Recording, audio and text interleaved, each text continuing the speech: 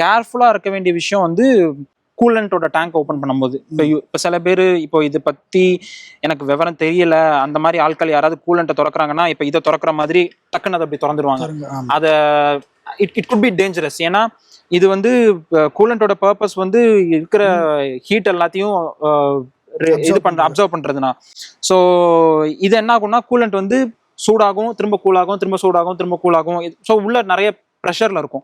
So இதை open பண்ணும்போது அதுக்குன்னு ஒரு ப்ரொசீஜர் இருக்கு. அது மெதுமெதுவா ஓப்பன் பண்ணும்போது ஒரு ஹிஸ்ஸிங் சவுண்ட் வரும், அந்த ப்ரெஷர் ரிலீஸ் ஆகிற சவுண்ட். ஸோ அது கொஞ்சம் கொஞ்சமா ஃபுல்லா ரிலீஸ் ஆனதுக்கப்புறம் நம்மளுக்கே ஒரு ஃபீலிங் வரும், ஓகே இதுக்கப்புறம் உள்ள ப்ரெஷர் இல்லை அப்படின்னு. அதுக்கப்புறம் ஓப்பன் பண்ணி நம்ம உள்ள விஷுவலா நம்ம பார்க்கலாம். ஸோ இது மாதிரி ஒன்று இருக்கு.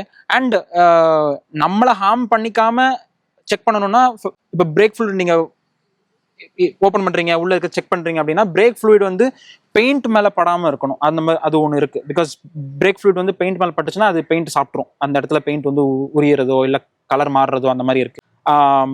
டிஎஃப் ஆட் ப்ளூ ஹேண்டில் பண்ணும்போது ஆட் ப்ளூ வந்து கையில படக்கூடாது. ஆட் ப்ளூ கையில பட்டுச்சுன்னா இட்ஸ் டாக்ஸிக். அது நகத்துக்குள்ள போய் அது, ஏன்னா ஆட் ப்ளூ வந்து சீக்கிரம் கிறிஸ்டலைஸ் ஆயிரும். ஸோ அது வந்து நகத்துக்குள்ள இருக்கும்போது அது நம்ம கை கழுவுவோம், பட் சாப்பிடும்போது அது வாய்க்குள்ள போகும். அந்த மாதிரி குட் பி டாக்ஸிக். ஸோ இந்த மாதிரி சின்ன சின்ன விஷயங்கள் have to keep in mind.